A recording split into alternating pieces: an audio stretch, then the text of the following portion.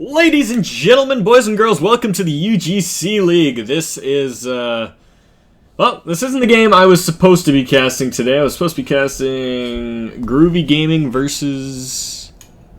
I don't even know. I can't remember the other team name, but they ended up in a... Oh, man, I haven't set my in-game audio. Alright, let's get that set up really quick here. Open mic, camera deceleration all the way down. Mucho bueno, we are good to go. But yeah, no, I was supposed to be casting another game, but we got into it, and one of the teams didn't quite agree to the rescheduled time, and we had a bunch of confusion, and we weren't sure. We weren't really sure what was going on, so the admins pushed me over to this game, which is actually arguably a little bit more exciting. We have, let's see. Yeah, so this is going to be the Western Invite instead of NA Steel like it was before. So Western Invite League, that is the cream of the crop. That's the top division we have here at UGC League, and two of the top teams from that division, Daywalker Knight F-er, they're going to be, yeah, they are 8-6 so far in the Western Invite, so a respectable record. Not top of the pack, but Vacation Dampeer, their counterparts here, are 10-4. So they've taken one more series than their opponents have so far. We are in Week 8 of the UGC League, and how many more weeks do we have here? Let me actually check that out. I think we've got... Oh yeah, okay, so this is the last week of the regular season, and then we go into Tiebreaker Week, which obviously is exactly what it sounds like. We do tiebreakers, and then for the next 3 weeks after that, it's all playoffs. So exciting stuff here, but yeah, this is the last week. So... if Daywalker can take this, they will tie Vacation Dampeer, and they'll be stuck together in a tiebreaker next week. But if not, then they and Vacation Dampeer will go on, and I think they'll have a decent seeding in the playoffs with the record they have. I can't confirm that, though. I'm not quite sure. Either way, gonna be an exciting game. I am super stoked, and yeah, this is gonna be good games. Anyways, getting into the bands here, we've got the Shadow Demon, the Shadow Fiend, and the Vengeful Spirit taken out by Vacation Dampeer, and then the Troll Warlord and the Juggernaut taken out by Daywalker Knight Effers. I really need to say their name because I love it, but forewarning for any parents watching with your children out here, I am going to drop an F-bomb in 3 seconds here, so maybe give it a mute. But Daywalker Knight Fucker, God, I just had to say it. It's such a good name.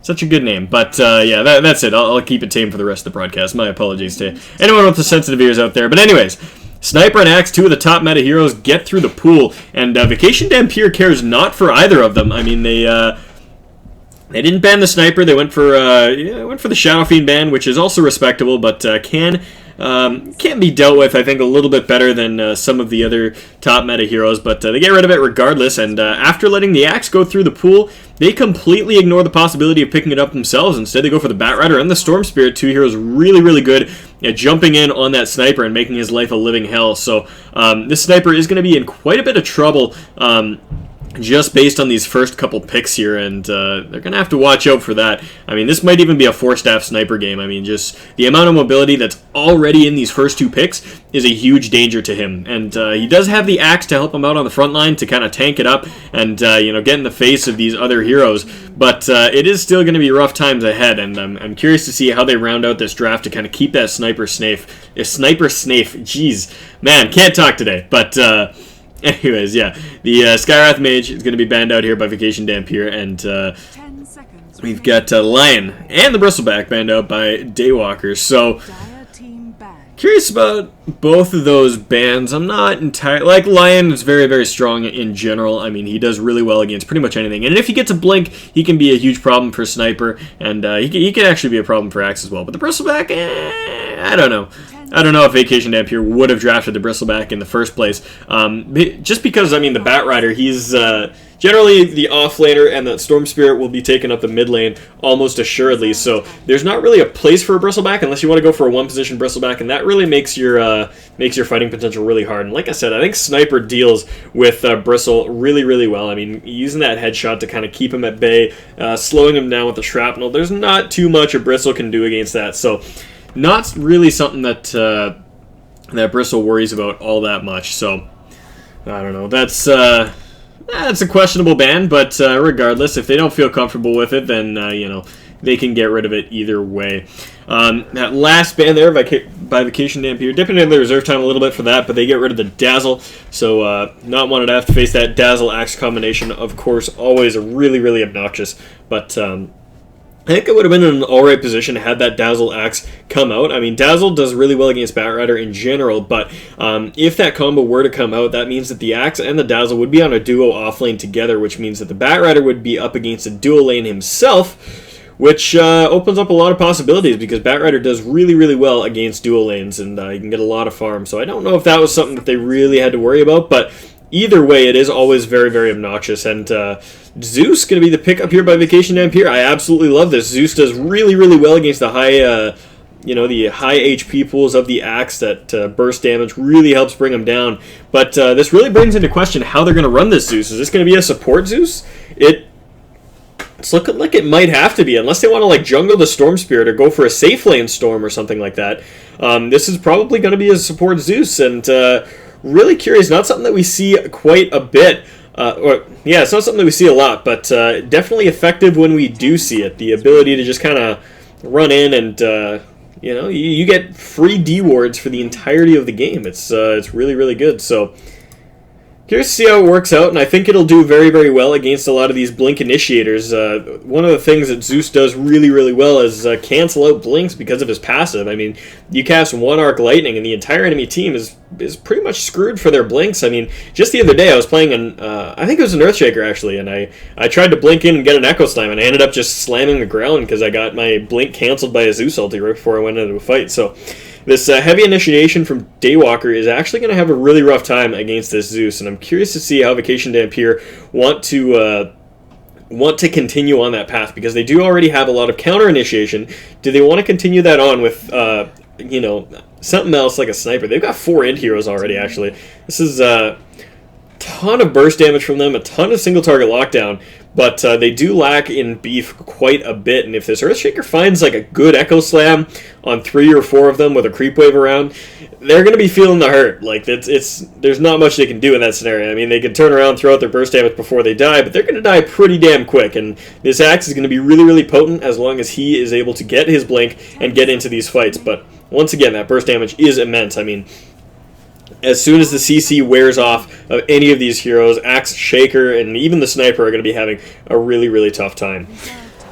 Anyways, Daywalker thinking about their last pick for quite a while here, and I think what they want to go for is more CC, perhaps something that offers even a little bit more frontline. They've got the Axe, they've got the Shaker, but you know, what else do you put on that support role that can really help you out? I think Juggernaut's out of the pool, so that's not a hero that they can run in their one position, which would have helped them out quite a bit. I think the magic immunity and just being able to jump in with those Omni Slash and deal out a ton of burst damage would have been great for them, but they don't have that potential any longer. Curious to see what else they can throw out here, and they're going to pick up a silencer themselves, actually. I really, really like that, actually. You know, I was kind of thinking about that for Vacation Dampeer. I was like, all that counter initiation, you get a silencer, you get even more magic damage, blah, blah, blah.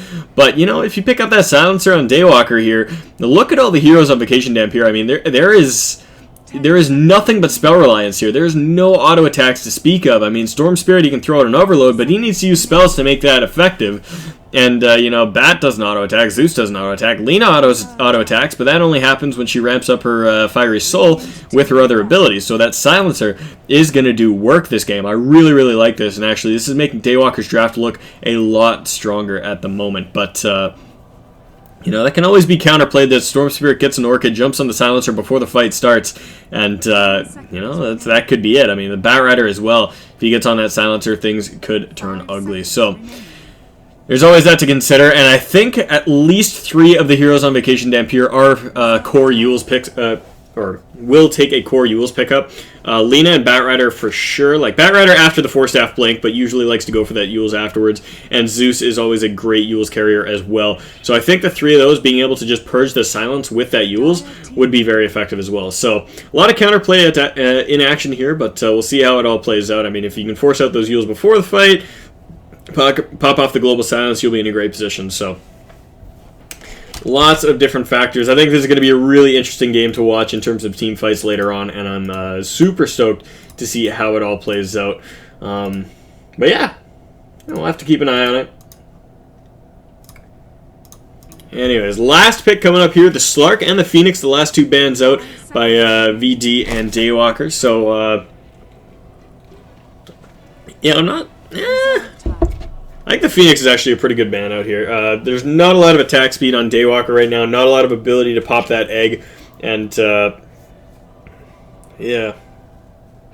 I'm actually still really curious about how Vacation Dampeer is going to be laning this, whether or not they're going to be putting that Storm into one position, or if he's going to be in the mid lane and we're going to have a support Zeus. I think with the Lina we might...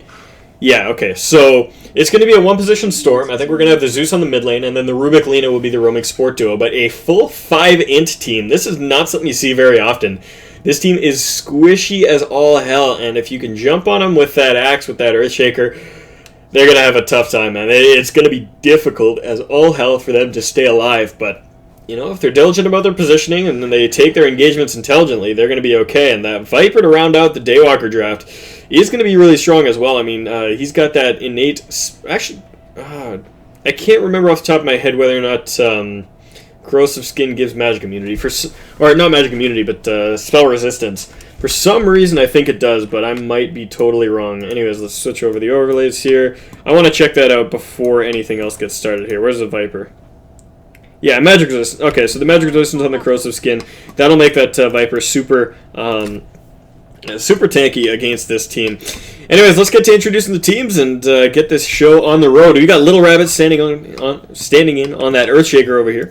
We got Yato going to be taking that silencer down towards the safe lane. Gamon is going to be on the sniper. And over on the Viper, we've got Perry. And up on the top lane, this is going to be Karka. That's going to be your Daywalker Knight Effer squad. Crazy Bot going to be playing that Rubik for Vacation Dampeer here. Starting out with that Boots, actually. That's really interesting. And he keeps just dropping this clarity. I don't know what he's doing here. Jack going to be playing on that Storm Spirit. We've got Vikramond on the Zeus. Yalper going to be playing on that Lina. And down on the bottom lane, we got Potion taking up the Batrider. Okay. So is this... It's like a... Okay, look, it looks like Zeus built for support. Is this going to be like a core Lina?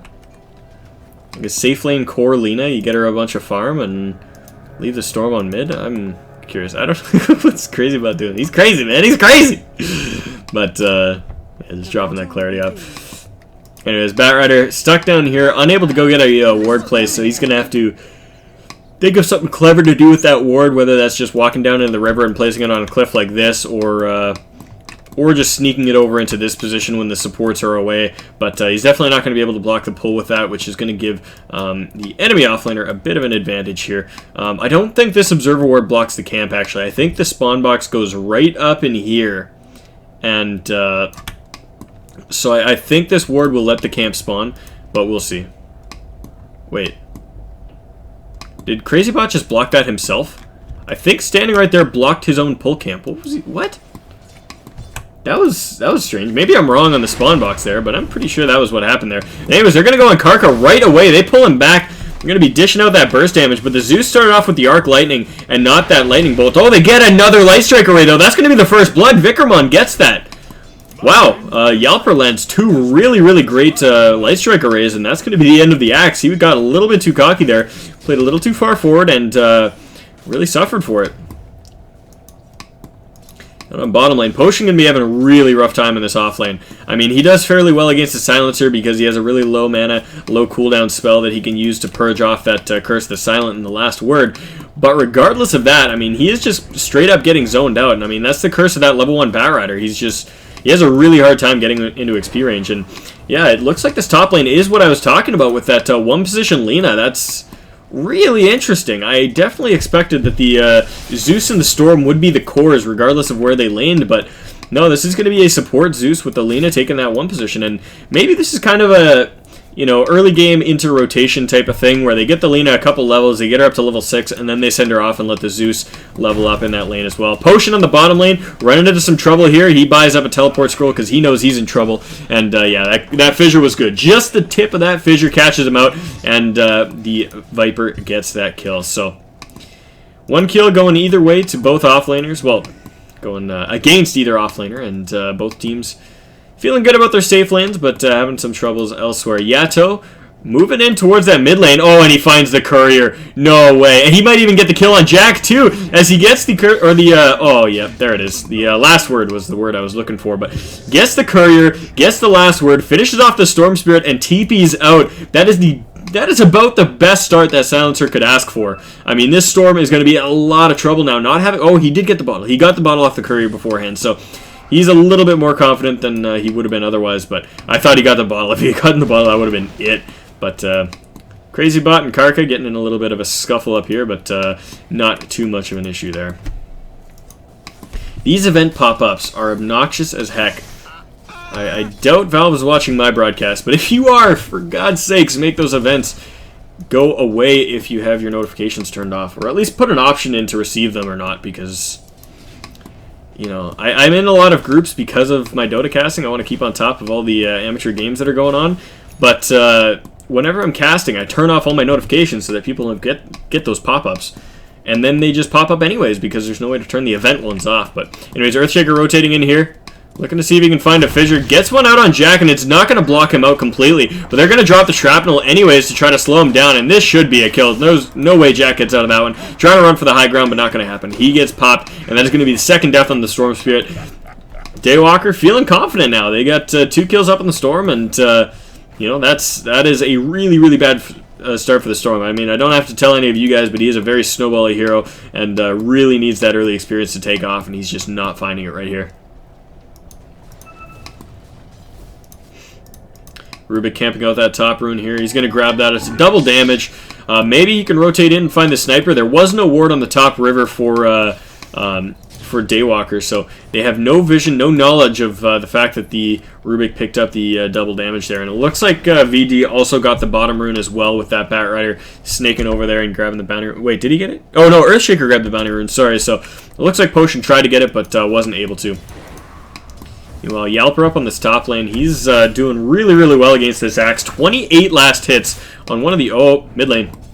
Game on, getting pulled forward, but the Storm's just not in position for this. Doesn't manage to do the or get that slow off. And now Game on actually might find himself a little too far forward. But the Earthshaker and the Silencer have both rotated in. Assassinate coming out with the last word. Will it be enough? It is. Storm Spirit gets dropped. Now Earthshaker trying to run away from this. Vikramon does not have enough mana to sustain this fight and finish it off. So the Storm drops, and that's going to be all for that engagement. Wow, that yeah, Storm getting really, really unlucky there, but. That engagement could have been coordinated a lot better with the Rubik coming in from behind. As he was coming in here, the Storm Spirit was way back here, being really, really cautious. And at that point, you just kind of have to run for it. Even if the sniper starts plinking away at you, you'll have the CC and the telekinesis to keep him locked down while you beat on him. So a little bit of a misplay there, and the Storm Spirit is going to take another spill. That's rough. They need to find a way to get the Storm Spirit some farm. And I was going to suggest like getting him farming in the jungle or something, which is what he's doing now. But that does mean that the Bat Rider doesn't have anywhere to go off to now that he's stuck out of his lane. I mean, he's only got 2 last hits down on the bottom lane. The enemy Silencer, which is their 5 position, is having a much better farming time than the Bat Rider right now. So he's having a tough time. Can't even go over to his jungle because the Storm Spirit is taking it. So somebody on Vacation Dampeer is going to be starved out of this game, and they're going to be playing effectively 4v5 for quite a while until they can make some of these make some net worth swings back in their direction. I had a really tough time with that sentence. I'm not sure why, but.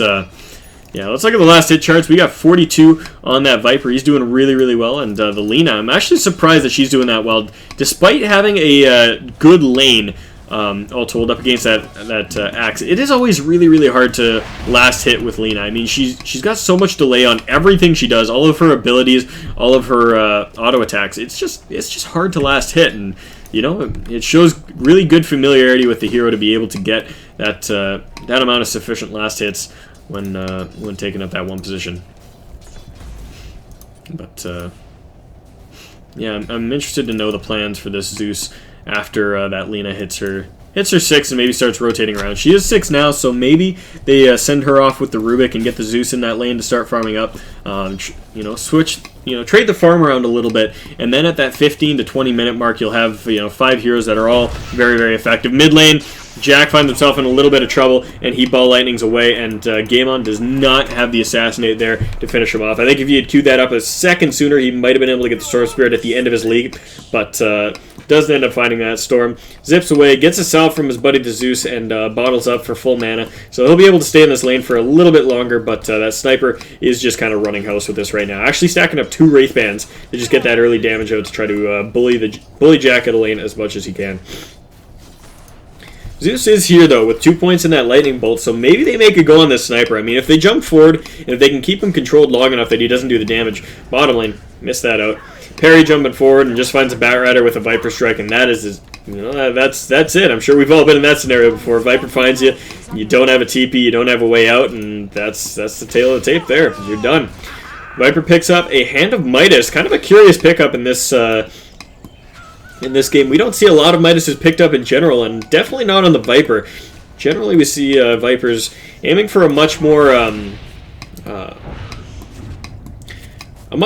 aggressive early game. But Game On getting jumped on here on the mid lane. Jack wants to go in on this. No Vortex to speak of, though, and the Overload isn't there as well, and Sniper just turns it right back around. Jack doesn't have mana to get out of this, and a couple more auto attacks. Will it do it? Yeah, there we go. I think he fell to the shrapnel there, and a great Fissure holds out Vickerman. Does not find the Bat Rider, but that's it. They're going to get 2 kills out of that, and they're happy with that. Daywalker off to a fantastic start, 7-1 already, and these heroes that needed to snowball are really not snowballing. I mean, this Bat Rider is having a hugely painful time, and he's retreated to the jungle now to try to find his level 6, find a little bit of gold, but this isn't going to get him anywhere near his Blink Dagger. He's only got 200 gold right now, and this stack all together with this 4th stack coming up here, what'll I give him? That'll probably give him just under 1,000 gold, I think. Still not even close to his Blink. He really needs the Blink. And stacks up in the Radiant Jungle for that Axe. He's having a hard time in lane, but he's doing all right. He's got 10 last hits to his name. He's definitely doing, actually, 10 the Bat Rider picks up 3 CS himself and is actually, well, actually, that's from the stacks in the jungle. But, yeah, Bat and Bat Rider pretty even, and whenever Axe wants to, he can run down there and pick himself up a bunch of free gold in that camp. I don't imagine anybody else farming that up. I don't think the Sniper can do it. Maybe the Viper could if he kited it around forever, but probably not efficient. But Viper off to a really good start. I wonder if we're going to see this typical, Aghanims at the very least, but maybe that mechanism as well. Like, I'm curious if he's going to go down that whole item build route. I think we're probably more likely to see him go for just strict, straight-up damage. Just, get a Manta style into an MKB or something like that. I think that's a possibility, but I don't know. We'll see what he chooses to go for. That Ring of Regen kind of hints at a mechanism, so we might be seeing that. Curious to go for the Midas into the mechanism, though. Like, it seems like if you were going to go for that, you might as well get it quick and just start fighting, but I don't know. Yelper gets a quick Yules, jumps in on Karka, and they're going to finish him off. I think, yeah. Oh, they don't have the Lasagna Blade there, and he gets the taunt out. Airshaker's there to help out. No, he tries to go for the dunk, but doesn't find it. Yelper's going to walk away from that and should be fine. Throws out one last Dragon Slave, and that actually doesn't hit Rabbit. It's kind of weird. I expected it to. But Assassinate goes out on Crazy Bot. That'll be the kill. And juggling that damage perfectly. Look at this Earthshaker. So low. 200 HP. Yato just over 100 himself, and the Sniper rotating in to finish the job. Really good rotations there. Well played. The Axe did take a fall, but, that was as good a trade as they could have hoped for. Anyways, Storm Spirit jumps in on Game On, but quick Global Silence, really good reaction time there. They get the Vortex out, but I don't know if it's going to be enough to bring him down. Can they do it? I don't think so. Vickerman's chasing it down. He wants to find it, but no, gets taunted out by the Axe, and that's going to be the end of him. He's down. 2 deaths to his name, and, it's hard. It's hard to see, man. This is what I was talking about during the draft. I mean, you've got all these heroes that do so much damage, but if they get controlled out, if they get held up by the Axe, the Earthshaker, etc., they're going to have such a rough time. We saw that over and over in the mid lane. I mean, Storm Spirit, lots of damage. He was doing all right in lane, but the Shrapnel, the Earthshaker Fissures coming in, that last word from the Zeus every once in a while, or the last word from the Zeus, last word from the Silencer, and, you know, he just kind of fell. But that's how the lanes go. So he's starting to pick up a little bit of steam now that he's got his level 6. He's able to maneuver around, farmed up in the jungle a little bit, so he's faring better than he was before, but he still has 4 deaths to his name and is severely underleveled, which, you know, it's tough to see, but anyways, yeah. So no Zeus rotation into this lane like I kind of expected. They are just going to dedicate this Zeus to a strict 4 position and keep the Lina farming up as much as she can, and I think that's all right. I mean, Lina does a lot with a lot of gold. I mean, you can get it. You can get quite a bit done with a fat Lina. I mean, especially if she goes for a higher DPS build, goes for that Maelstrom, etc. Even the Aghanim Scepter works really well, and she's already got the Yules up, so she's got some fighting potential. So we'll see where she goes from there. But Perry, rotating up towards the top lane, has his mechanism completed, so he did go down that route that I was talking about. He's going to get the mechanism, and will likely pick up an Aghanims to follow here. And you know, he's just going to pressure out this lane. He's already taken the tower up bottom, so why not move up top? And we'll see what the response is here from Vacation Dampeer. They do have the Rubik nearby. Maybe they can get a setup if they run in, catch him out, but looks like there is support actually from both teams coming in. We've got some heavy rotations with the Zeus here, the Storm Spirit coming in as well, and meanwhile the Storm, or the Storm, jeez, I'm having a hard time with words today. Yato and Little Rabbit on the Earthshaker and the Silencer are waiting in the wing. Smoke's going to break. Jack gets spotted out here, and the Global Silence is going to go. Great Wall actually catches 2 in the corner of the trees here, but they're going to focus on Jack. He does zip away after the Global Silence wears off, and they're just going to fight this up 3-0. Sniper nearby, throws out an Assassinate. Yalper going to take a fall. Can they catch Crazy Bot as well? They're looking for him. Fissure off the cooldown in just a second here. He's going to throw out the Fissure towards the side. Doesn't catch the Storm Spirit like he wanted to. Vikrman trying to run into the trees, but he's not going to make it. Ends up taking a fall. Crazy Bot hiding in the trees. He just needed a TP. If he had started TPing a second ago, he would have been fine, but waits out a little bit too long, and they walk into the trees, find him out, and that's going to be a 3-0 wipe here up on the top lane. Daywalker, Night Effers, they're happy with what they got there. Actually, oh, stupid fight recap, not giving me all the details, but either way, they're feeling good. Up 12-2 at 14 minutes into this game. Total of 14 kills, and it's safe to say they got the majority. They're happy with what they got, and they're going to press this advantage quite heavily. They've got all the means to do it, and I think we're probably going to be seeing this mid tower take a fall next. Now towards bottom here, Axe just kind of farming up the jungle, looking to try to get his Blink Dagger as quick as possible. And once he gets his Blink, I think this lineup gets exponentially more insane. We've already talked about their ability to initiate and their ability to counter-initiate, but once Axe gets his Blink, things will really pick up. Alright, they got the Zeus here, but he needs more than one target to be able to call. Sees a courier. I don't think he'll be able to get that. You can try, but no, it's gone. Gonna run in behind the tower. Maybe you can find someone with a creep wave here, but Silencer gets found out in the trees here. He's gonna get picked up, and the Batrider's gonna jump in, grab him, lasso him back, but Crazy Bot survives with just a fraction of his HP. Batrider, when did he get a blink? He's been jungling for quite a while here, but Earthshaker gets stunned out by that Light Strike Ray, but Yalper finds himself way too far forward, and as he's casting the Laguna Blade, gets held out. But Storm Spirit jumps in, jumps back out, and has no mana now, so Karka's going to taunt him out, and he is done for. There we go, triple kill on the Axe, 3 down, and only 1 in exchange as they get the Silencer from Vacation... VD get the Silencer, but that's going to be at the cost of 3 of their heroes, plus a mid-tower, plus some damage on the tier 2. They're not happy with what they got there. Axe getting those kills brings him with, well, he's got his Blink Dagger and he's got a cloak as well. Going to be heading right into a Pipe of Insight. Good call this game, as, like I said, there is nothing but magic damage on the enemy team. There's, like, literally no physical damage. The only physical damage that is on Vacation Dampeer right now is the Lina auto attacks once her Fiery Soul gets ramped up, and that's not all that important. You know, despite it not working out, I do really like the draft from VD. Just this kind of all int, all burst. I think it fares fairly well, but I don't know. It doesn't quite work for what it is. Anyways, Axe getting spotted out here. The Batrider flies in, doesn't have a lasso for another 10 seconds, but does have the means to slow him down with that sticky napalm. Blinks forward, keeping the fire charged up.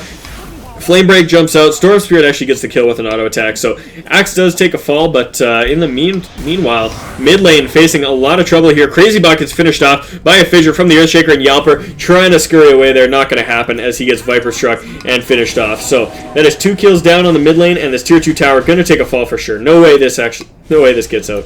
Vickerman running away from an illusion, just trying to keep himself alive there, but yeah.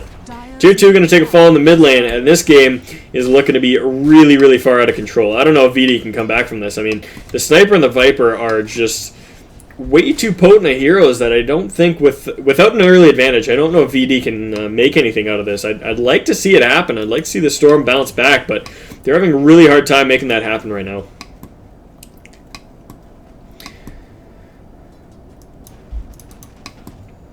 Yeah, Storm Spirit just sitting on a Soul Ring, a bottle, treads.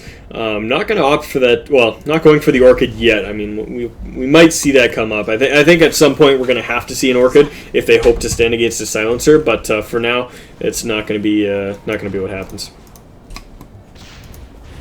Anyway, smoke up here.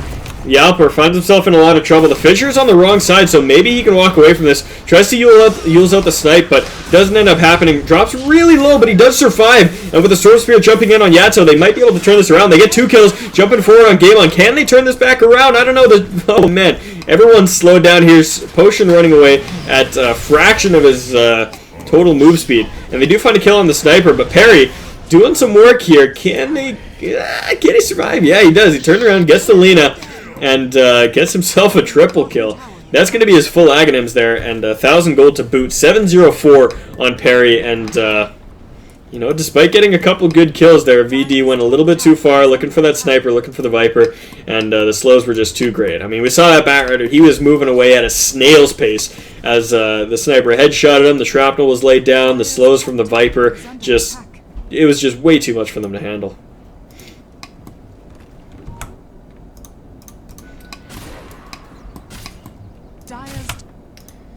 Alright. Karka farming up the jungle, doing what he does. Like I said, still looking for that pipe. Blink Dagger up in the Earthshaker, that's actually really big. I wonder when he got that. I'd like to actually see the timing on that, because I wasn't paying attention to that, but... Starts fighting Roshan here. Permabash? Is he going to get Permabash to death? That would have been hilarious, but no, just drops that ward up here. Gives really, really good vision of this whole area as they want to push in towards that tier 2.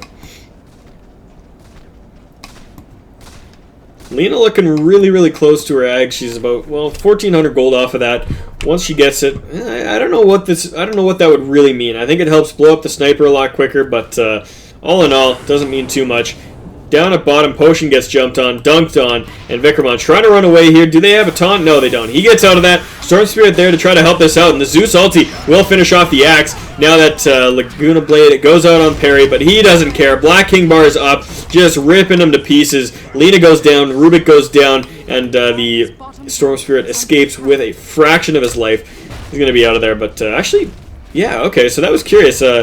After that last fight, Viper had... he had the point booster, he had a Ogre Club, and then he had 3k gold to boot, and I thought he was just going to go grab his Aghanim Scepters outright, but instead he turned that Ogre Club into a Black King Bar, and he's just sitting on the point booster. So we'll see him getting an Aghanims in a little bit here, but did opt to go for the BKB first, and I think that's actually the right choice. I mean, I've talked multiple times this game about the amount of...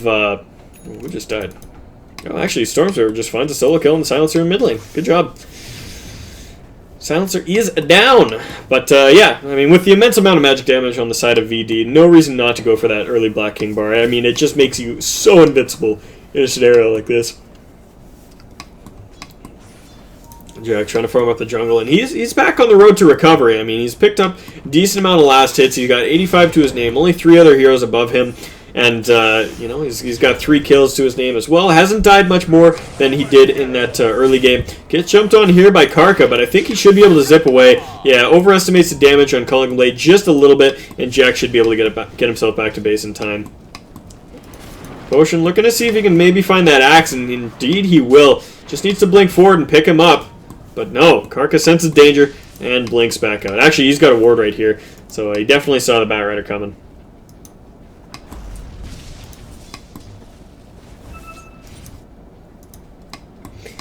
Manta style and the beginnings of a BKB up on that sniper, so he's dishing out the damage right now. 6-1 and 15. That's actually insane. He has participated in all but 2 of his team's kills, and yeah, I mean, just that dominance on the mid lane has made him such a crazy hero at this point. He's kind of snowballed to the point of ridiculousness, and we're starting to see that now as he starts plinking away at this top tier 2, and Vacation Dampeer are terrified. They don't want to go up there. Rightfully so. I mean, there's no real way for them to fight into this at this point. Their lineup is based around a lot of pickoffs, and they just haven't gotten pickoffs. So maybe they can try to trade it for a tier 1. I mean, the tier 1's still really healthy, and this tier 2's already gone. So no way they can make that trade there. But yeah, the Daywalker squad, they're just pushing in on the tier 3. They don't care. Like I said moments ago, Vacation Dampeer really can't engage into them, and maybe with the help of the high ground they can do something, but I mean, right now it's just looking like exactly this is going to happen. I mean, Gameon's just going to sit down on the low ground. You can use Shrapnel to spot for him, and you can sit there and plink away at that tower for days. And there's really not much they can do without jumping into an all-out engagement here. As you zoom out, we can kind of see the lay of the land here. Everyone's staying really, really far back. I mean, the entire VD squad staying well away from their tower. And Yalper may be looking to go in on this, but doesn't manage to get the Light Strike array before getting blinked on. And the Global Silence is going to go down. Jack has a DD activated, but that's not going to help him out when he can't get away. He gets dunked there. Actually, Silencer gets a kill. I think that was the last word. Finishes him off. Karkak is going to take a fall. Perry getting dragged back by the Batrider, but there's no damage to help him out as he's got that Black King bar activated. Vickerman going to try to TP out, but there's no way he gets out of that one. And Potion just sitting in the trees hoping that he can get a blink off, but that's not going to happen. He gets finished off. Perry is godlike with a double kill. What's he sitting at now? 908 for kills, and so much gold in the bank. 3k in the bank. That'll be his Aghanims if he ever gets over to that shop, but they're going to take those racks first. Super aggressive ward being placed here by Little Rabbit, making sure that they can spot everything out that comes towards them. Sniper using that to spot out Crazy Bot. Takes away half of his HP with a single assassinate. And I mean, that's a level 9 Rubik against a level 14 Sniper. That's just too much damage to handle, and Vickerman actually gets held out of his base. He's going to fall here, actually. There's no way he can get back into his base from there. Couple more glaives from the Silencer, and he takes a spill. And Yalper jumps out, gets a good kill with his Laguna Blade, but, I mean, that's their racks gone. And Storm going for a long jump here, but he's got no mana to go. Oh, he's got a little bit of mana. Gets back out, but doesn't really phase the enemy team. They continue their retreat and walk away. 28-11, the kill total now at 24 minutes into this game. This has just gotten absolutely ridiculous for Daywalker. And like I was saying before this game, Daywalker is one position behind Vacation Dampeer in this Western Invite League. So if they can take a 2-0 here, if they can secure this game and then get a second, they will be tied up with Vacation Dampeer and will likely be going head-to-head in the tiebreaker week or next week. So a lot on the line for this game. I think Vacation Dampeer wants to snag at least one victory. If they take one game out of the series, whether that be this one or the next, they will they'll be feeling a little bit better.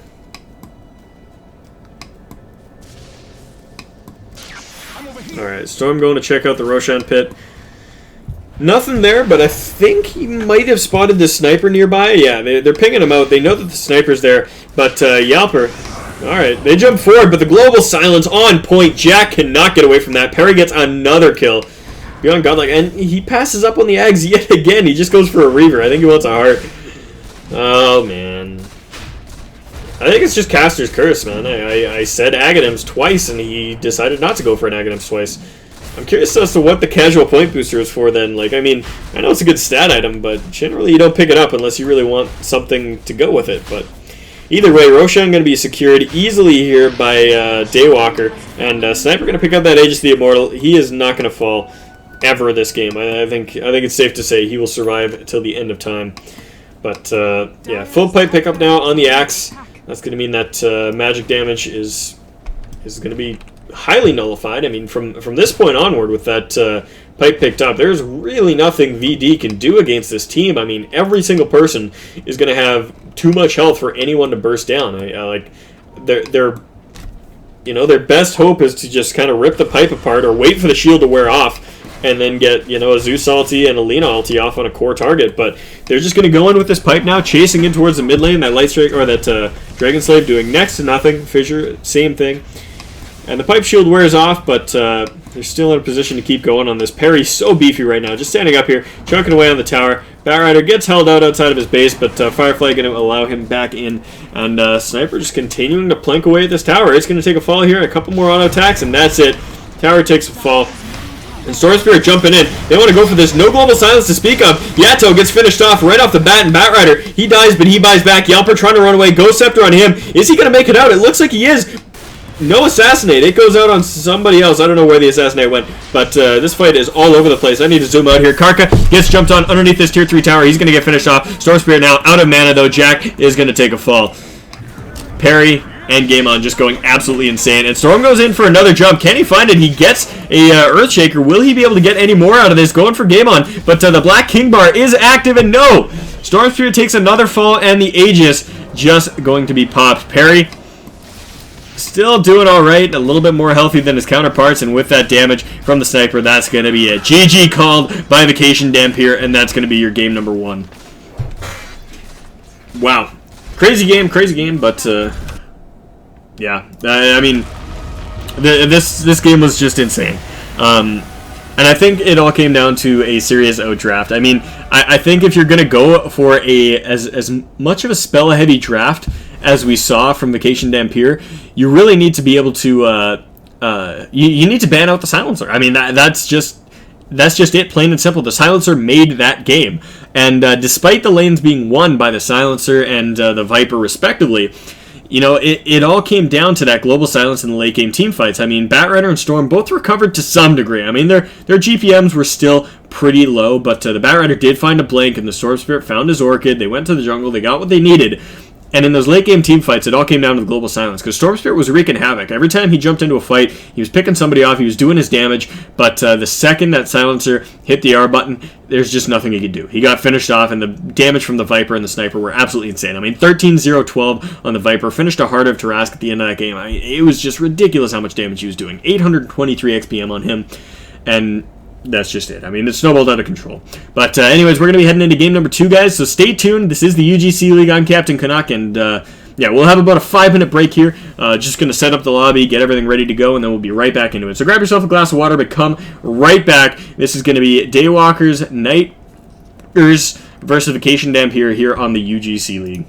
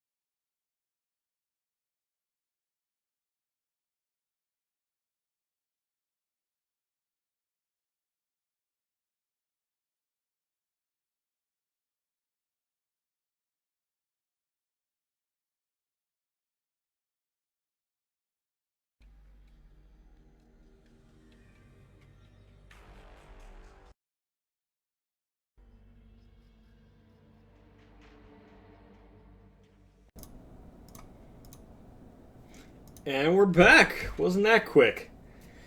This team's really good about getting in the lobby and ready to go. We are back. So, Vacation Dampeer versus Daywalker Nighters.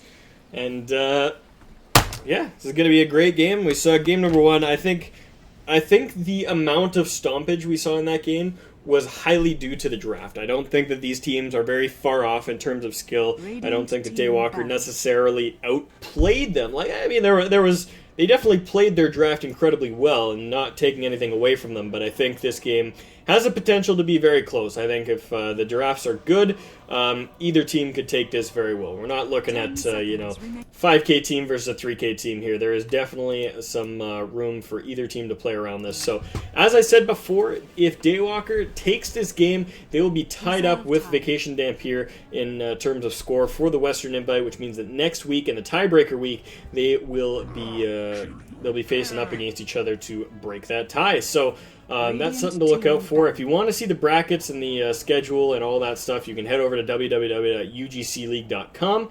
It's a great hub for all of the Dota 2 activity, as well as some wonderful TF2 tournaments. But we're all here for the Dota, so go check that out. They've also got a wonderful little match gallery where you can watch all of mine and the other wonderful UGC League shoutcasters on demand there anytime you would like. So check that out for sure. Daywalker going to ban out the sniper here, actually. Realizing that they don't have the first pick this game, they're going to make sure that that is gone and out of the pool. And I've been experimenting with some anti-sniper drafts lately. I mean, he's just such a ridiculous hero. You got to try to figure out how to deal with him. You're going to see him in some games sometime, so might as well figure out how to deal with him. And one of the heroes I've been experimenting with a little bit, or wanting to experiment with, is Spirit Breaker. And he's such, he's started to make a comeback in the scene. We've seen him show up in a couple pro games here and there. I mean, he's still not totally cream of the crop, but he's definitely active in the meta and works very well against that sniper, because there's not much the sniper can do to prevent that Spirit Breaker from just charging on him and messing his day up. You got to have team there to support it, so it's fun to use, and I'd like to see a little more of that. But either way, Sniper not going to be part of this game here, as he's been banned out. The Axe, the Troll, and the Bat Rider all banned out as well, so those heroes not going to be seen in today's game. And having all those heroes slip through the pool here, Shadow Fiend is going to be the first pickup from Vacation Dampeer. I recall casting them last time, and I remember them playing the Shadow Fiend extremely well. So I think they do play a good Shadow Fiend. They're going to have the ability to do a lot with that. But Storm Spirit going to be played by Daywalker here, and wow, actually those picks going really, really quickly. So Storm Spirit Dazzle picked up by Daywalker, and then Earthshaker the response from Vacation Dampeer. So I'm I like the lay of the land for both teams right now. Shadow Fiend Earthshaker offers a lot in terms of positioning, a lot into, well, crowd control from the Earthshaker, but damage from the Shadow Fiend. And I think Shadow Fiend actually fares pretty darn well against Storm Spirit pre-6. Whenever Storm Spirit goes in to land drop a Remnant, you got free raises, and if Shadow Fiend is really good about being aggressive and about getting those early raises off, Storm Spirit could very well just be forced out of lane before 6. And of course, Earthshaker, always a fantastic roaming support, can be up in that Storm's face really early on, as we saw in that last game. I mean, Vacation Dampeer running the Storm Spirit and got shut down by multiple ganks. A couple were just the sniper getting in up in his face. But, just as many were the Earthshaker walking in, getting a good fissure, and forcing him to walk around in an awkward manner while the sniper plinked away at him from behind. So, that's going to be how it lays out here. But Juggernaut makes it through the bans here. Daywalker gets rid of the Viper, which they ran last game.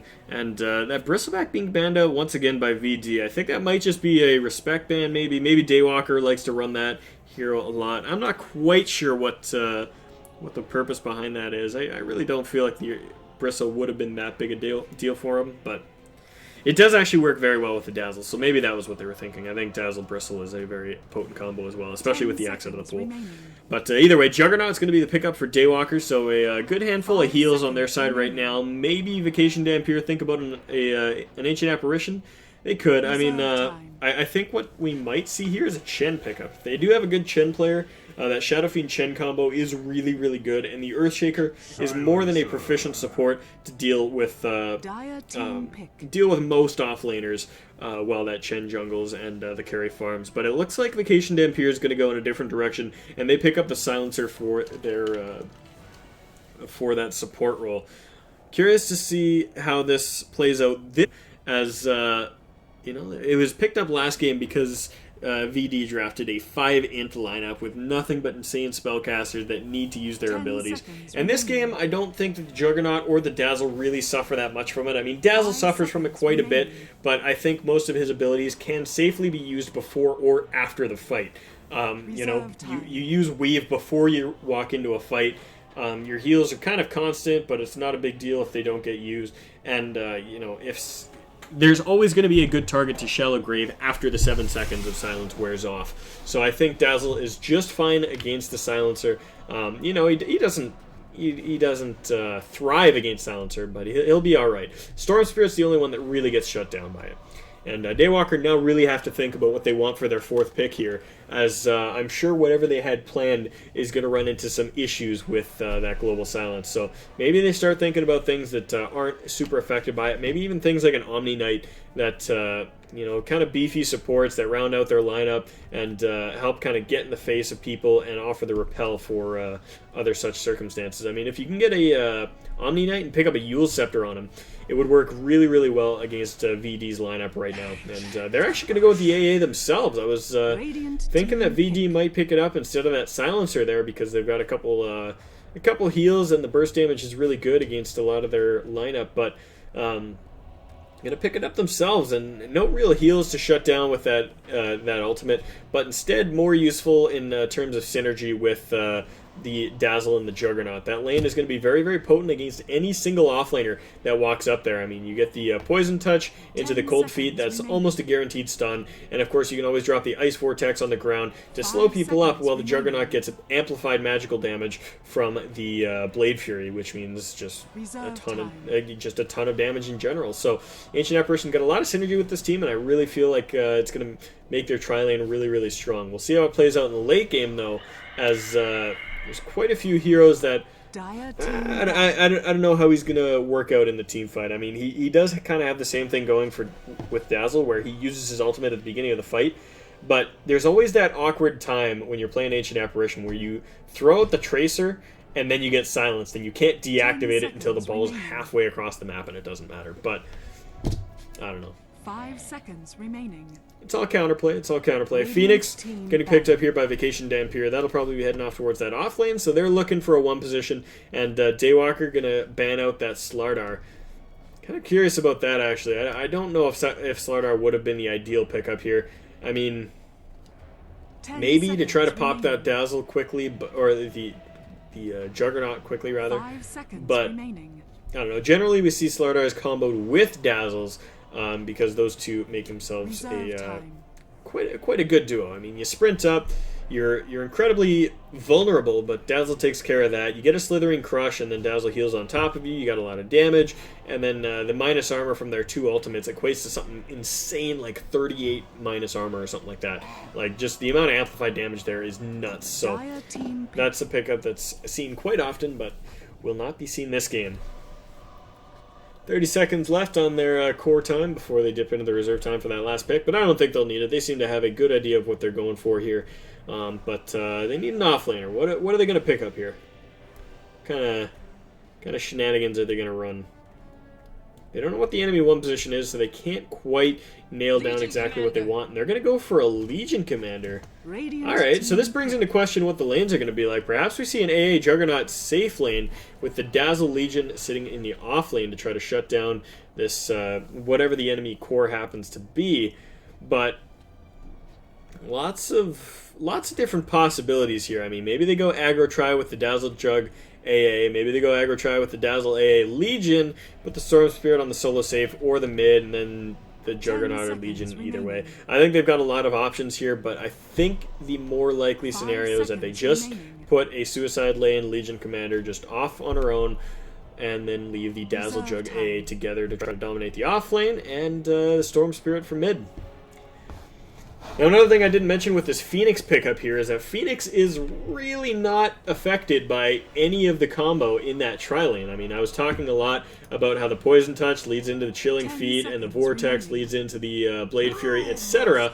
But Phoenix cares for none of that. Like, she just Icarus dives away, and as long as you don't catch her with the Icarus dive down, she's fine. She can jump away from anything, and there's not much that she really fears for. And the amount of damage over time that she does is really quite a lot for Dazzle to keep up with his heals. So I think Phoenix is going to thrive fairly well in this offlane, provided she doesn't misplay it in any way. And yeah, interesting lineup here. Yalper was playing the one position last game, so it makes me think that this is going to be a safe lane Shadow Fiend with a mid lane Brewmaster and maybe safe lane Prepare for Brew. battle. But yeah, the way it was looking. Alright, yeah, this is going to be a mid Shadow Fiend. But anyways, let's get to introducing the teams. Over on Vacation Dampeer, we got Potion taking that Phoenix up towards the off lane. Yalper going to be going mid on the Shadow Fiend. Crazy Bot on the the Earthshaker. Sorry, I was like thinking about how Yalper played Lina last game, and in my head I just had the word Lina in my head, and I was like, Crazy Bot playing Lina. But yeah, no, where is Vickermon on the Silencer, and over here on the Brewmaster, we have Jack. Now, 5-man invasion coming up from Don't Worry, what the Daywalkers? I don't even know. Little Rabbit playing the Dazzle, Perry on the Juggernaut, Gaemon on the Storm Spirit, Yato on the Ancient 30 Apparition, and seconds Karka to battle. taking that Legion Commander. They're going for that 5-man invasion. They're looking for action. They can't find anything, though, as everyone's staying really far back underneath their tier 2s. I think VD realized that they don't have a great level 1 and instead are just going to shy away from their jungle in any capacity, because a level 1 fight would have really messed them up. But looks like top boundary rune is going to go to VD and bottom is going to go to Daywalker. The battle begins. Stupendous! A bit of a weird offlane setup, or a bit of a weird laning setup. Oh, okay. It looks like Earthshaker's heading back down towards bottom. I thought he was going to sit up there with the Phoenix. I was like, it's a little strange, but no, he's fine. Block on the mid lane by Little Rabbit here. Holds out that creep wave for Gaemon. So, looks like the wave is going to be pulled a little further back in favor of Daywalkers. And yeah, it's just sitting on mid for a little bit here. And I think he's just trying to keep the Shadow Fiend away from those early last hits. It's something you always want to do against that Shadow. Well, you don't want to stick a support there all the time, but Shadow Fiend just has such abysmal starting damage, and he needs those souls from Necromastery to get off to any semblance of a good start. That if you can keep a support there to kind of just push him out like they did, it's going to make for a really, really rough lane for him when the supports rotate back out. And I mean, we do have the Earthshaker sitting in the wing here, but with these poison touches being thrown out by Little Rabbit and these denies being spent as well, Yalper, he's got 0 last hits, 0 souls, 0 denies, and it's going to mean a really rough lane for him. And this is actually working out very well against him. I like how they're playing this. And look at this. Yalper is actually going to be in a lot of trouble here. He's got a Sal flying out to him because he realizes how much pressure he's under. And, his 2 shared tangos are not going to be enough to keep him in health as he tries to fight this out. Now, he's level 2, so he's got raises, which can help out a bit. And he gets himself a single last hit there, but, it's not enough. And now that the supports are gone, Gaemon does have definitive control over this lane. And even a good fissure isn't going to matter here, as Yalper just can't take advantage of it. You can't move forward without dying to the storm. And now Little Rabbit rotates up towards top, and he's going to start stacking and pulling on these creeps here. And I mean, lanes revert back to normal. Now the supports have been so out of,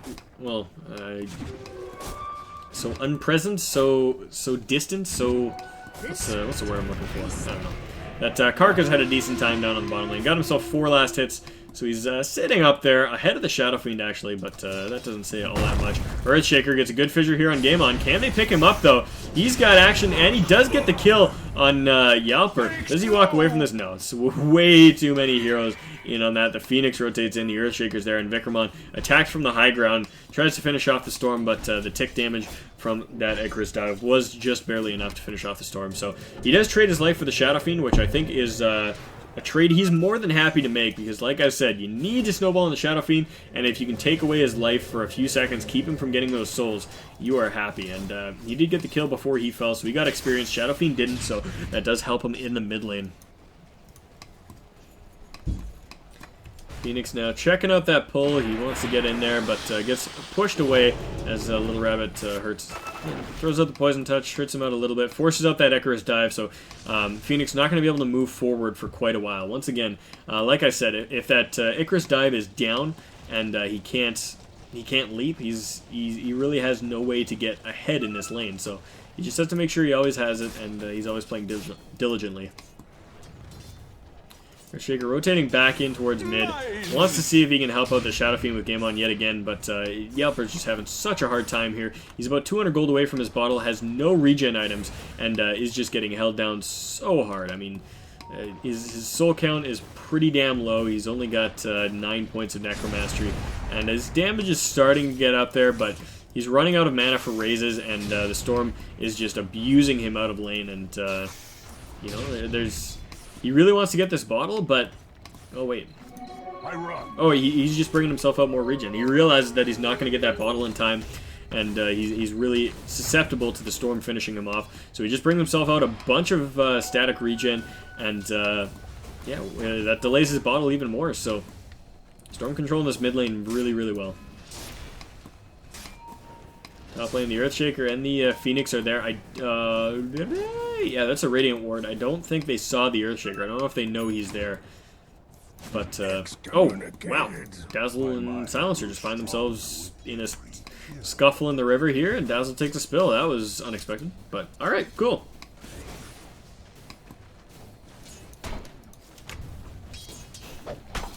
Down at bottom lane here. Karka's getting a good amount of experience. Oh, man, I'm missing kills. Up in the top, Ancient Apparition, pulling creeps around, and gets finished off. But anyways, Silencer moves in on the mid lane here in Game On. He's just manning up against it. He doesn't care. He's level 6 now. Looking for action on Vickerman. Will he get the kill? No, he cancels out his last auto attack and gets fissured out. He's going to have to run away from that. Tries to zip over it, but I think that was really poorly played there by the Storm. He had that Silencer in the bag. He just didn't finish that last auto attack, and I mean...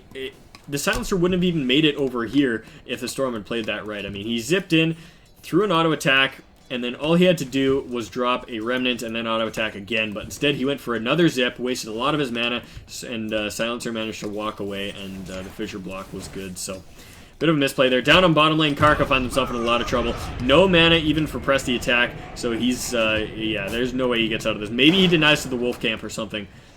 Oh, actually, okay, I spoke way too soon. He's got his boots and he's running quick. The Brewmaster's chasing him down. Oh, one attack? Maybe he gets another. I think he could have chased that. He had the phase boots up, but instead opts to just wait for the rune instead.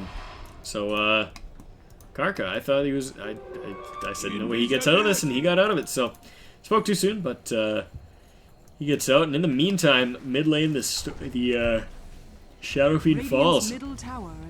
Storm Spirit jumps on him, and that is it. So... as I was saying before, I think the Shadow Fiend should have dominated the Storm pre-6, but rotating that support in there, keeping that Dazzle just there, just harassing out the Shadow Fiend, was more than enough to secure the Storm, the early farm he needed, and the second he hits 6, he starts dominating this lane, and there's not much you can do from here as Yelper. I mean, he just has to try to find whatever last hits scurry their way under his tower, and from there he just needs to go to the jungle and do whatever he can to catch up on farm. No stacks quite yet. I think this Earthshaker would be doing very well to walk over here, get this stack pulled up for the Shadow Fiend, but he's not doing that. He's staying nearby just in case that the Storm goes on onto his Shadow Fiend, but I don't know if we're likely to see that.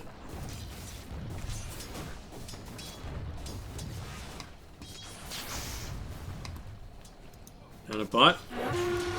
Jack and Karka taking some swings at each other here and there, but Yeah, Karka just trying to get whatever experience he can. He wants to hit that level 6, get that duel up, and then maybe use his team to try getting kills where he can. But right now he's just not finding it.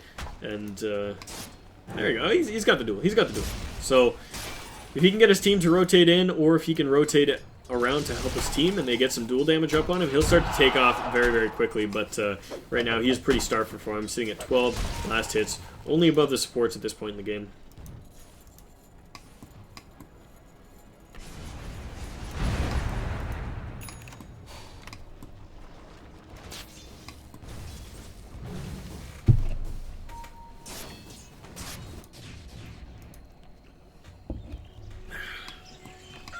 Master grabs himself a bounty rune down to the bottom lane, fills up his bottle, and we'll move back in towards Karka here. He could even go on this if he gets a clap and a crit. I think he can just split and chase this, and you can see he's thinking about it. He wants to get up in there. He wants to go after Karka and try to hold him down, but really just he can't quite find the clap. I think he needs the clap to be able to go. Otherwise Karka just runs away, jukes through the trees, and maybe even escapes. But yeah, top lane, Perry going super aggro here, finds Potion and uses the Omni Slash, finds himself the kill, and he's going to try to run out through the trees here. Silencer is there to help him out, but the Dazzle runs out of the tower. The two of them are there against 4 of the enemy team, and Dazzle just graves himself, tries to TP out, but he does get stunned, and that'll be the death of him. Juggernaut, he escapes. He'll run through the forest and makes his way back out towards the river. So Dazzle gives up his life for that, but I think that's a trade that they're happy with. They get the Phoenix, trade it for the Dazzle, and Jug gets out with his life.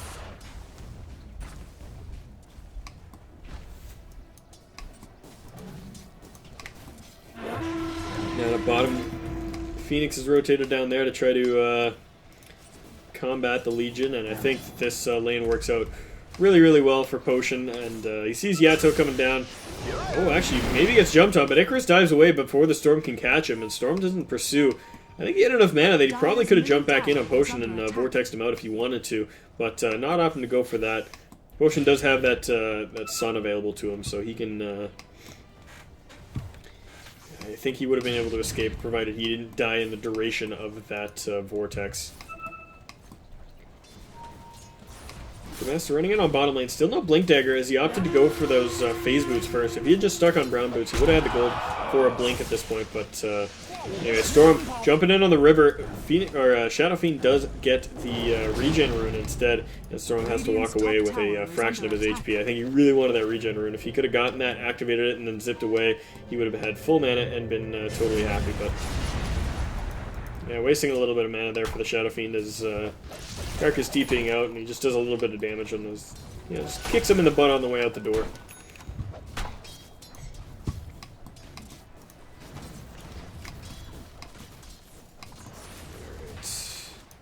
At the top, we haven't talked about the Jug all that much, but he is the top CS on the board right now. 69 to his name at 10 minutes 40 seconds in. He's got that Mask of Madness, got the phase boots, and a kill to his name, so he's looking really, really good. And this could be really, really dangerous. Actually, what was a skill build? He actually went for a couple points in stats early on. That's a little bit odd, but yeah, weird.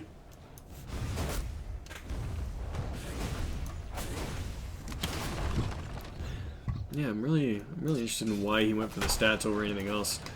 I think that crit might have fared him a little bit better, but no, gives him mana for the Omni Slash, which is good, I guess. I guess it's just arbitrary thing. It helps you farm a little bit better, and that might have been the only real reason behind it. But there's mid lane Dazzle standing on his own here. It looks like the Earthshaker wanted to get a fissure, but couldn't quite find it. Shadow Fiend's starting to catch up a little bit, actually. Despite his really bad early start, he's now surpassed the Storm Spirit on last hits and is sitting at 74 and 10. A kill and 2 assists to his name, and he's got looks to be a Midas on the way. He's sitting on a Glove of Haste and 1,500 gold. So if this is a bounty rune here, I'm sure he'll pop it instantly, grab his Midas, and have it flown out to him. And yeah, there we go. And yeah. There we go, Hand of Midas. So Shadow Fiend well on the road to recovery here, but they could still shut him down. I mean, this is the point that's really, really dangerous for a Shadow Fiend, especially if you go for that Midas. It does mean that you end up very vulnerable because you haven't gone for any real items, and you know that those heroes like the Storm, like the Legion, if they can hold you down and bring you to your knees, you're going to start losing a lot of souls, you're going to start losing a lot of farm potential, and be in quite a bit of trouble. Little Rabbit, I don't know, he could end up taking a spill here. Fissure's going to land, but Perry, oh, he was looking for the kill, but gets Global Silenced out. Little Rabbit going to fall. Potion, can he find his way out of this? He goes for the Sun, but the attack speed is way too great. Juggernaut was not hit by the spirits, and Phoenix going to take a fall. Yemen looking for Vecramon, runs in on him. He's going to try to deny to the Ancients. Can he do it? No. The auto attack is too great, and actually, Legion Commander gets the kill with against all odds, so, or overwhelming odds, not against all odds. But they're looking for it. They're looking for Yalper. Can they hold him down long enough for Karka to get the duel? They want to go for it, but can they? I don't know. Juggernaut's there. Oh, wow. Actually gets 2 of his 3 Omni Slashers on the Storm, or on the Shadow Fiend, and not the Creeps. But that's going to be the kill, and another one to follow there as the Legion Commander gets a kill. Not the duel, though. The Brewmaster lasted a little bit too long. The evasion a little too good. And 7-7 your kill score now as the Daywalker squad starting to come back into it. I mean, they, I don't know, this game's been back and forth right across the board. I think mid lane was going really, really well for Daywalkers right off the bat. Their safe lane was going very well, but their off lane, it was going alright, but Karka wasn't off to that great a start. He survived, but he didn't get a lot of farm, but now they're starting to get into the swing of things, and the kill score, sitting at an even 7, is going to be really, really good for him.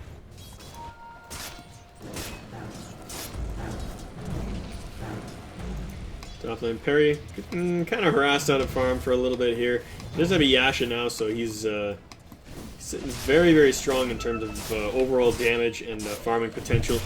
And 3-0-0, I mean, he's doing good overall. It's going to be a nasty, nasty joke in the mid game, especially if he gets that Manta really quickly. Down at bottom. Looks like they want to go on this Legion Commander, but can they find her?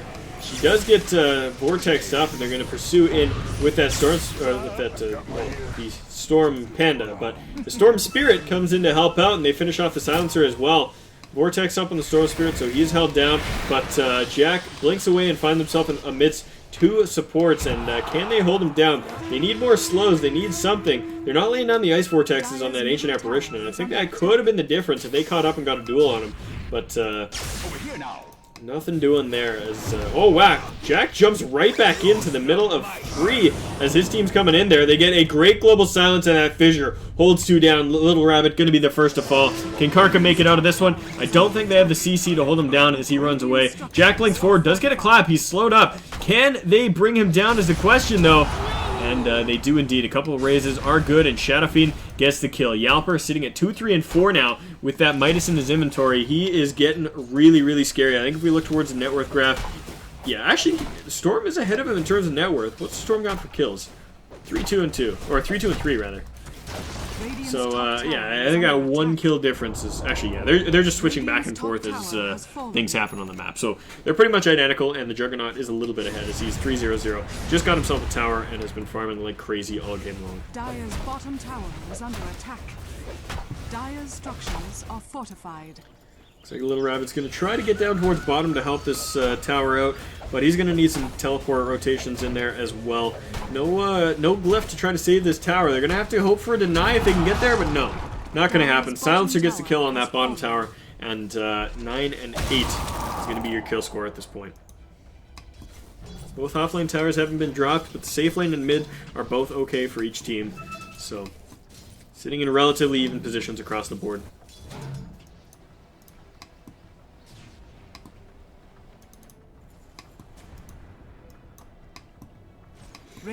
Urn of Shadows now up on that Dazzle. He just needs to get that delivered to him, and there'll be even more heals. Always good for a Dazzle to pick up that Urn. I really like the item on him. 0-0-5 Earthshaker. That's a really good score for an Earthshaker. No kills, they all go to your carries, but a lot of assists.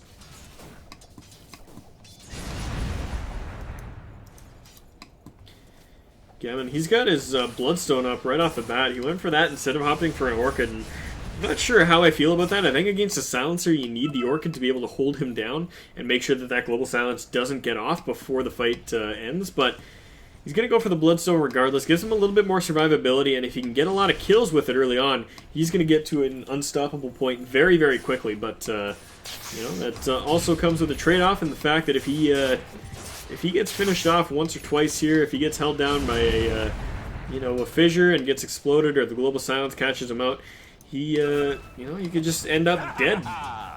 And you lose a couple charges on that Bloodstone, and it becomes next to useless. I mean, you still have the Pocket Suicide, but that's even more souls that you lose, so...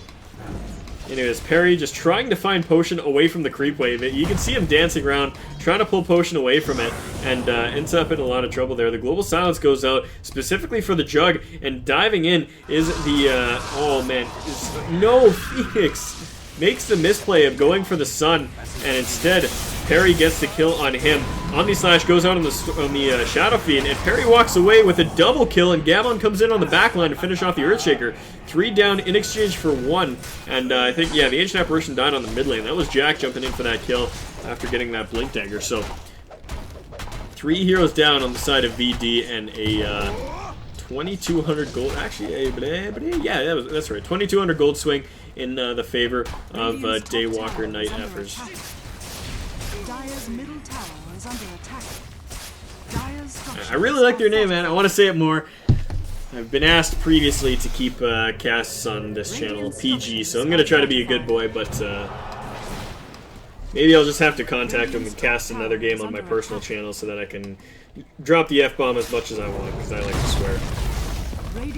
Anyways, top lane, tier 2 tower going to fall, and Daywalker's going to take that and walk away. They're happy with what they got, and they're going to make their way back towards this tier 1 mid, where it looks like they want to find a kill here.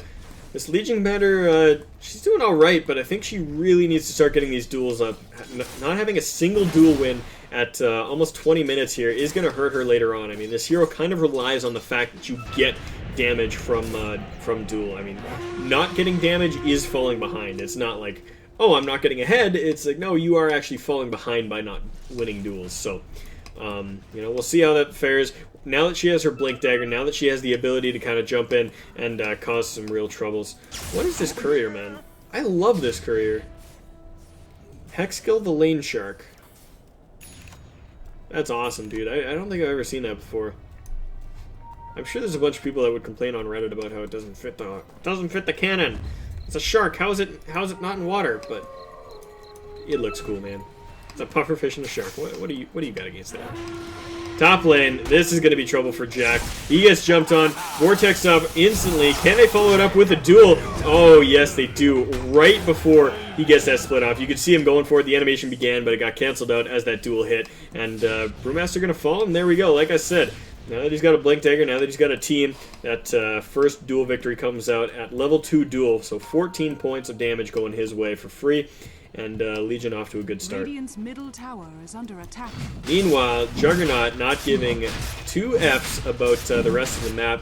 Heads into the Roche Pit, and with that healing ward, he'll be able to do this up just fine. He's got the that Mask of Madness to keep him in the lifesteal and happy to go. Yampa runs in on the mid lane with that Invis rune up. He's channeling up his ultimate, but decides to cancel it as people walk too far away. Earthshaker, meanwhile, jumping on Gammon. Can he find him, though? Gammon trying to run away, and the Global Silence wears off. He walks away from that. Dazzle gets the Shallow Grave off. I don't know if he's going to be able to make his way out of this. He's got the Curse of Silent on him and the Shadow Fiend wailing on him. And there we go. Another kill up from Karka as he finds a Silencer, wins that duel. But the Brewmaster now in there with the split, trying to chase down that Juggernaut. Can he find him? Meanwhile, Gammon in a bit of an exchange with Potion here. I think he's going to take a fall. He ends up suiciding anyways. And Juggernaut actually turns around to try to fight up the Panda Spirits. And neither side winning that as Jack jumps back into his normal Panda form and Juggernaut runs away. So, missed the fight recap there. Storm jumping in on Jack, though. This is going to be a kill for sure. Jack does not have the split to keep him alive. And that's going to be a Gammon. Runs himself almost out of mana, but regained some of those charges he lost from suiciding when Phoenix was chasing him down. He's going to find a double damage rune now, so he's happy with that. That is a lot more kill potential as this game continues. 13-15. Game's been really brawly so far. We've been seeing it about, well, what's that, 28 kills at 22 minutes into the game, so really active from both teams. Both teams have taken their shots where they can, but the farm remains good. And I'm curious to see where the graphs are at now. About 7,500 in favor of Daywalker in terms of net worth, and about 10,000 in their favor in terms of XP. Not actually what I expected, seeing as they're only 2 kills ahead for that XP to be that high up in their favor, but oh man, Storm just going bonkers up here. Activates that DD rune, wants to find Yalper. Can he do it though? He's getting held out, and he runs out of mana, gets used up, and he's gonna try to finish that kill, but no. Got a little bit too overzealous there, and CrazyBot was nearby with a good fissure to hold him down. So big kill there. Who got that kill? The Shadow Fiend did get that, so that's 600 gold going to the Shadow Fiend. Definitely not where you want that gold to go. And now sitting on almost 3k in the bank for the Shadow Fiend. He's going to be well on his way to his Blink Dagger. Or not Blink Dagger, Black King Bar. I think that's probably where he's going to go next. We'll see, though. There's a lot of options for him. Parry, though. This is kind of the X factor of this game. He's not been seen in a lot of these fights. I mean, he was there in the last one up against that Brewmaster at the end of it, but he's just been farming and doing Roshan and, you know, just getting his net worth cranked up there at the 13,000 mark in terms of net worth, and he's got that Manta Style, the Mask of Madness, and 4.4 thousand gold in the bank, so lots of money to spend when he decides to spend it. That could be a straight-up Scotty in a couple minutes if he wants to go that route, but a bit of action here as the Dazzle Shallow Graves himself and TP's out, and he's going to be okay.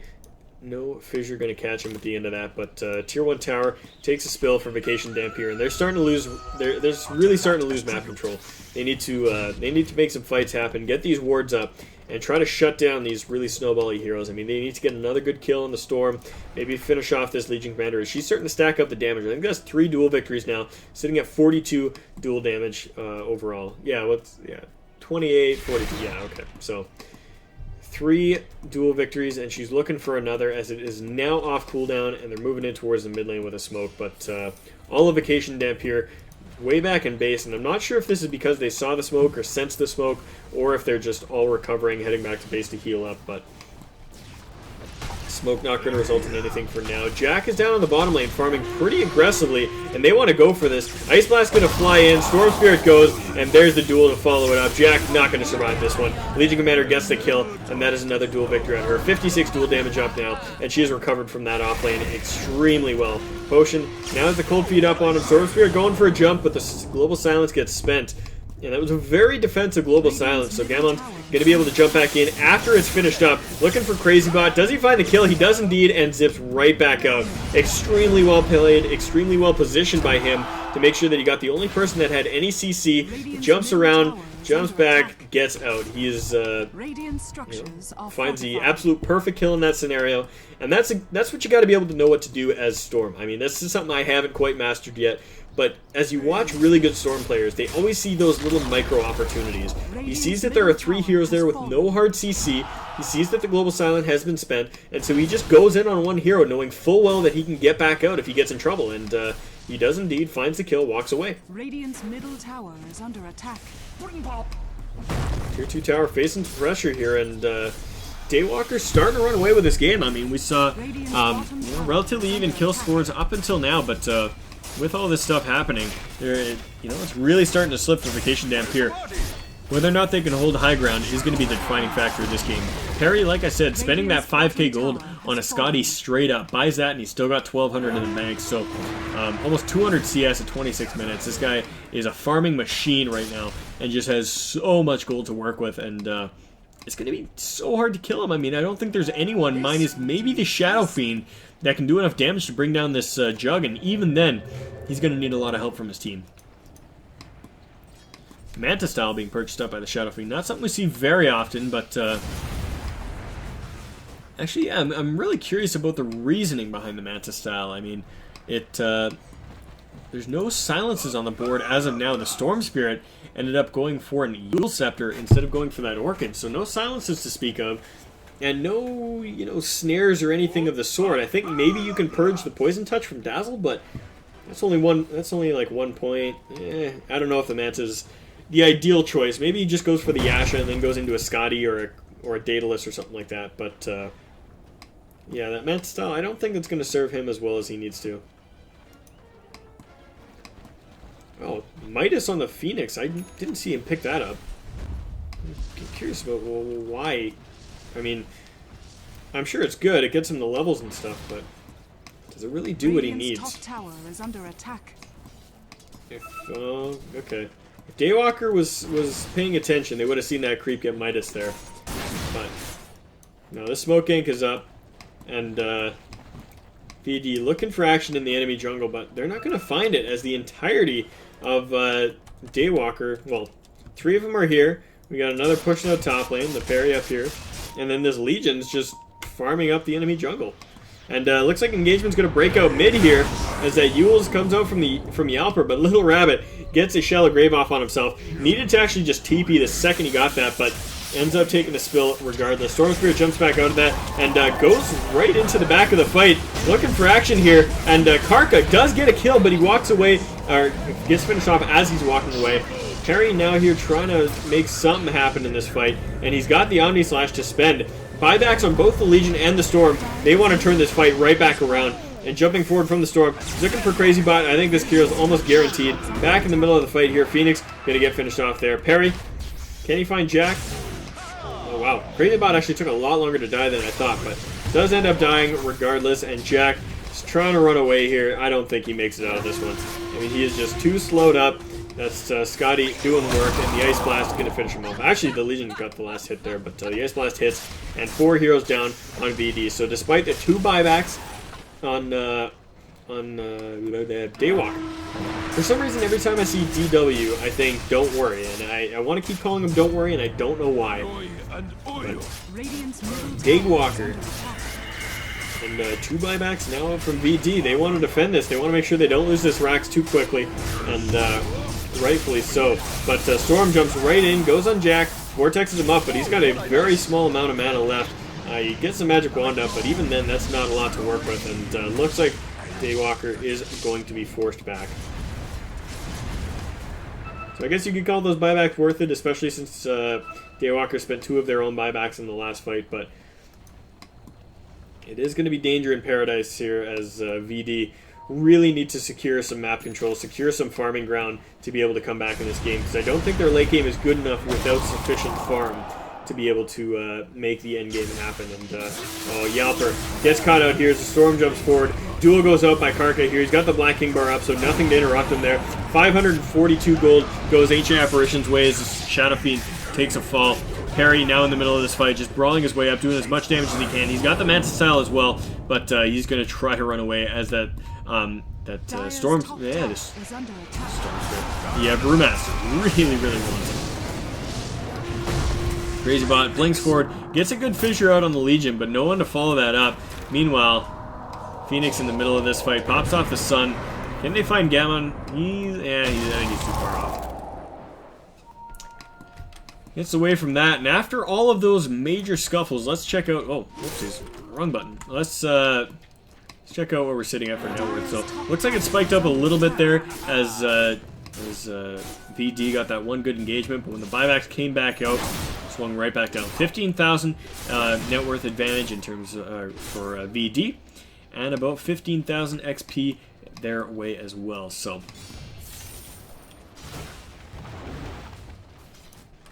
see what we're sitting at for items right here. Looks like the Silencer is beginning to work towards an Aghanim Scepter. He's only got the point booster though, so he's a little ways off of that. What's he sitting at for gold? Oh yeah, he's only got 200, so he's a good ways off of that. Blank Dagger on both the Earthshaker and the Brewmaster. Not too much else on the Brewmaster. Looks like he's going for a Shiva's Guard, but he's got about 1,400 more gold to pick up before he can actually afford that. Phoenix has got nothing but the Midas. He needs to start really getting some other items going for his team here. Maybe that, I mean, I don't know if the mechanism is even worth it at this point, but he's within the range of being able to buy that, and it might be a good investment for him. Shadow Fiend sitting on that Manta style, the Yule Scepter like I talked about. I really think he needs a Black King bar this game though, and he's about 1,300 gold away from being able to get that. Storm Spirit now sitting on an Ultimate Orb, probably going to be a Scythe of Vice once He gets a little bit more gold under his belt there. And what do we got? Legion Commander, Black King Bar, we talked about that. Hyperstone, likely going to be an Assault Cuirass. Maybe a Maelstrom, or a Mjolnir, but generally you go for the Maelstrom first if you want to go for that. So my guess is the Assault. Juggernaut sitting out in the Scotty Master Madness. We already talked about that. 2,400 gold in his pocket as well, so he can start heading towards anything else he wants. Dazzle, what's he got here? He's got Point Booster. Looks like he wants an Agnums as well, and he's considerably closer to it than the Silencer. He's got about 1,500 more to go, and that won't be too hard considering how well his team is doing at the current point. Ancient Apparition also went for a Midas because he wants to get that late game Ags up quickly, but he ended up going for that Veil to Veil on the way towards that, and just kind of amping up his team's magic damage. Gem on him as well, so this map control has been taken away from VD, and they're gonna get choked out pretty significantly here, especially once these swords start to fall. They're not going to have any room to be able to move. Shadow Fiend now sitting on a Shadow Blade. I really thought he needed a Black King Bar, but ends up going for the Shadow Blade. Not quite sure the reasoning behind this. I think well, I don't think they've seen the gem, but it's going to make that exponentially more useless. I mean, sure, you get the extra damage on your one attack, but I mean, getting that Shadow Blade into Requiem combo is just not going to happen. We see him Shadow Blade forward, but he is spotted out. I mean, they have the gem right there. They know he's doing it, and he gets the ultimate off, but is it really going to matter here? Parry gets Shallow Grave right at the last second. He's going to be able to survive that. Does he get an Omni Slash off before he falls? No! Parry going to be out of that fight right off the bat. Phoenix also dead. Karka dropping really, really low, but he did get a duel out of that, so he's going to be able to walk away from that. Oh, no, he doesn't. He gets finished off. Storm Spirit doing work, though. Yelper up in the trees, trying to get a couple good races off, and oh my god, is he going to... No, okay. He does get finished off. I thought he was going to go away from that for a second. I was like, what? No way! But, no, he gets finished off. That is 2-2. My man, Rasputin Jordan, how you doing, buddy? You're one lonely man there in chat. I tell you to go get some more people to populate out this channel, but this might be the end of the series here. This is only a 2-game series, and we are 35 minutes in. All right, Jack going in. Want to cause this? They want to make this engagement happen. Little Rabbit got no way to get himself out of this one. He actually heals himself up and he walks away as Gammon just gets that Vortex back in, pulls Jack out of that fight, sheeps him up, and they are gonna get the kill. Yeah, there it is. All right, so they get the kill. They traded for the Aegis, but Storm more than happy to pop that off. Is he gonna? Oh, he's going deep. There he goes. Jumps in for Vikramon. Goes under the tier 4 towers. Stun misses him out, but his attack speed is slowed up by that Phoenix, so he's not going to be able to get any of those overload charges off. And he dives back out. And there he goes. So back to farming. They don't crack the base, though.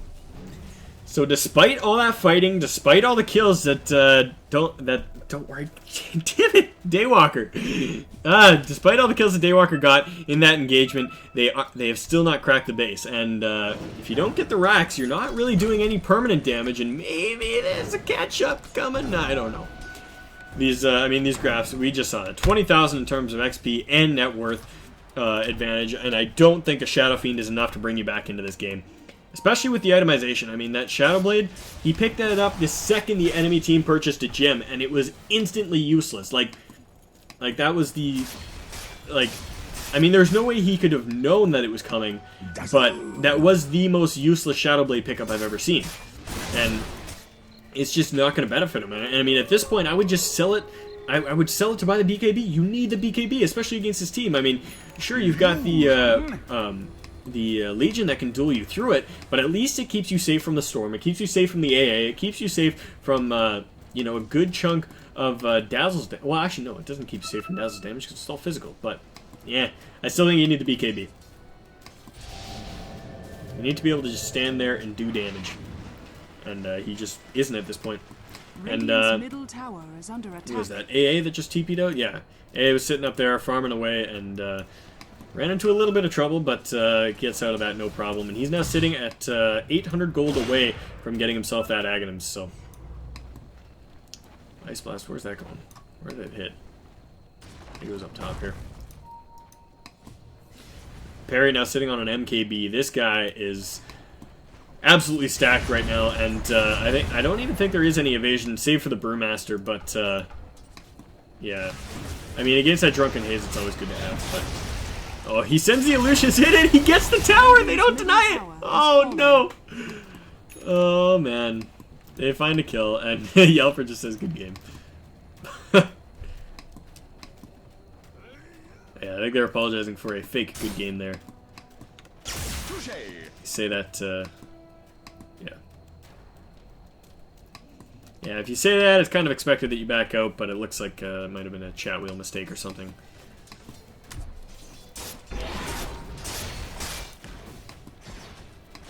Either way, how's this next engagement going to turn out? Let's look at the buyback status. Alright, looks like most of the cores have their buyback. Storm Spirit, actually, Storm and Legion are both out of it, but we've got Juggernaut and Shadow Fiend both having their buybacks, and then a couple inconsequential heroes like the AA, like the Phoenix have it, but yeah, not too much to speak about there. Yato needs one more creep. He's going to get that, and then he'll have his Aghanim fly out to him. I think once they get that Ags up on the Ancient Apparition, they are happily going to charge forward and look for blood. But VG, once again, smoking up out of their base. They want to find someone. They want to find a way back into this game. And can they do it? They're going to stumble across Yato, maybe? Yeah, they do. They find Yato and Gammon, and they pop off the silence, but Storm Spirit just uses himself up and jumps away from that, so he is gone and out of it. Yeah, that was a nice, safe jump. He manages to escape, and the Global Silence gets spent for nothing. And that's the Yule's pickup. I mean, I was talking about earlier how, like, I think he, you know, maybe the Orchid was a better call, but in that scenario where he gets jumped on, the Yule's was what saved him. He Yule's up, purges the Global Silence, and walks away from it. So, they're sitting in a very comfortable position now with that Global Silence down. I think actually the Requiem got spent too as he tried to use that up on the Storm, who used it himself. And yeah, so Daywalker, they've got all the ammunition in the world to run in towards this top lane now. I don't think they have an Aegis. Yeah, that's going to be up in another 4 minutes or so. But who cares? Just go. Charge! Charge for the mid lane! Secure the barracks! And no, there we go. They want to go. Can't they find it? Yeah, I'm just jumping around, looking for action, and there we go. Duel out on Potion. He's going to be the first to fall. No Phoenix Sun to speak of, but he does have that buyback, so he jumps in. Omni Slash just going to work. Gets a kill on the Silencer and on the Earthshaker. Yalper surviving for just a second more before the Jug finishes him off. There we go. Phoenix jumping in and really can't do anything at this point. I mean, his Icarus dives on cooldown. No Sun to speak of. He's going to try to heal up the Brewmaster. And Brewmaster does actually manage to walk away from that. But, yeah, Perry, he's in deep, but it doesn't matter. He's going to be able to spin right back out of that with that Shallow Grave active. And these racks are going to take a fall for sure. Brewmaster in the middle of 5. I don't know if that was the best choice. And now he's, oh man, Phoenix Sun. But Gammon, he's actually, he's going to run away now. He's got dropped down to next to no mana. I mean, he's just regenning insane amounts of 50 per second. But yeah, Jack jumps in but gets dueled up as the duel comes off cooldown. So that's 2 duel victories in that same fight. And now Legion Commander absolutely stacked with damage. 142 on her. And just buybacks abound. Both teams just taking slugs at each other. And that is going to be pretty close to the end of it, I think. We've got... Yato gets caught out, but Global Silence gets spent. Gammon in the middle of it, trying to trade auto attacks with Vicamon. Does not have his Yule Scepter, instead suicides. Just, oh man, this fight is so back and forth. I don't know how so many people have so many lives. Jack is back in it. He takes a fall. That's his dieback. And Perry, I think actually he died and bought back and came back into this fight. Yeah, he bought up the Boots of Travel. And, jeez, it looks like this fight is finally going to come to an end. And fight recap. Yeah, okay, so all 5 members of VD dropping, 3 of them buying back, and 4 members of Daywalker falling, and 1 of them buying back. So just absolute slugfest for the end of the game there. But I think we are going to see a GG here any second as this last lane of Rack will take a fall. Anyways, exciting series here, but don't worry, take it 2-0. So that is going to tie up the these 2 teams, and That would put them both at a 10-6 record in the UGC League, I think. And I think that will mean that they take... yeah, I think that's going to end up... I think it's going to mean that they end up in the tiebreaker against each other next week. So I don't know if that game will be casted at all, but definitely will be an exciting rematch as these two teams will stumble into each other yet again. So that is it. That is the last game of the Western Invite for the UGC League Season 3. We are going to be heading into tiebreaker week next week, and then the following 3 weeks after that will all be playoff weeks. So exciting stuff as we get towards the end of the UGC League. Really excited for that. I'm sure we'll have some info on Season 4 coming up sometime soon. I have not heard anything about that, but you can keep up with all the latest news on UGCLeague.com, so check that out for all updates. I have been Captain Canuck Showcaster. If you've enjoyed my cast, please throw me a follow over on Twitter, YouTube, and Twitch, all at Captain Canuck Dota. You can see that. I'll throw it up on the overlay afterwards. But anyways, thank you guys so much for watching. It has been a pleasure bringing you this broadcast, and I hope to see you again next time. Cheers.